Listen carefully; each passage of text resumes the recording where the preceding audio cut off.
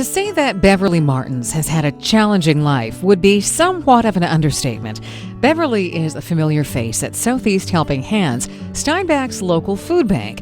And even though she herself is a client, she can always be found giving what little extra she has to help make the situation a little better for those around her.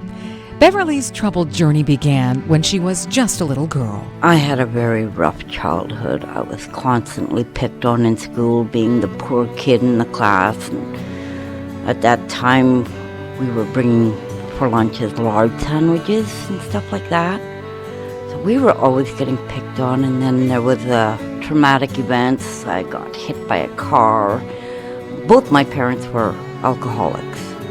So there was a lot of things going on there. I was trying to be the peacemaker, and my mom has sleep apnea, and I was the one that learned to listen for her to stop breathing at night. So I was the one that would go down and wake her up. A huge burden to be placed on the shoulders of such a young girl. As a result, Beverly still deals with the repercussions of her difficult childhood as an adult. I suffer from post-traumatic stress disorder, depression, anxiety. Her condition has left her unable to work. As a result, she relies on social assistance to get by. My physical disabilities are a major issue. To make ends meet, I have to go to the food bank because there's just not enough money to cover the rent and the groceries. Beverly started using the services of Southeast Helping Hands late last summer. Even though she has so little herself, it's not uncommon to see her handing out cold water during hot spells and hot coffee when the temperature plunges to those waiting in the lineup. Last year, as fall turned to winter, she noticed a trend that she found very troubling. I saw people with their little babies coming to the food bank lineup, and they weren't being allowed in. Well, these people are bringing their babies because, hey, they can't afford a babysitter. So Beverly started doing the one thing she knew she could do to help those whom she thought needed a little extra help.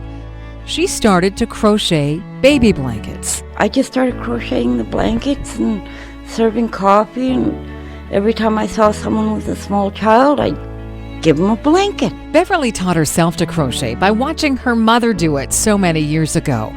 She estimates that to date, she's handed out approximately 40 blankets to young mothers standing in line at the food bank. And she says she's not stopping there. I heard that 700 hampers went out from Steinbach last year for Christmas. I was thinking, oh, how badly I wanted to put 300 blankets into those hampers. Now, it's obvious I'm not going to reach that goal. I do a blanket a day when I have the yarn. And that's the roadblock when it comes to Beverly's mission. Being on social assistance, she simply does not have the extra cash to go out and purchase the yarn she needs to continue with her endeavor. And that's where she's relying on the kindness and generosity of others to ensure that no child will feel the cold this winter. All I'm looking for is yarn donations. Your scrap yarn is all I want. And it doesn't matter the color, thickness, amount, or otherwise. Beverly says she's become very adept at taking scraps and turning them into works of art. More importantly, into an item that will provide some much-needed warmth for a little one who might otherwise feel the cold during the long winter months. One might wonder why, when she has so little herself, that she makes it such a priority to do for others. I just want to help the kids. The kids of the disadvantaged. I mean, they have such a hard life already. There are people in need of help. This is the only way I can help, so I'm just going to keep doing it until my fingers don't work anymore. Beverly's enthusiasm for what she does is contagious. She says she would be most grateful for whatever people are able to donate. Scrap yarn can be dropped off at Eden East, 21 Lowen Boulevard in Steinbach, or at the offices of Golden West Radio, 2nd floor, 32 Brant Street. I will take anything they are willing to give.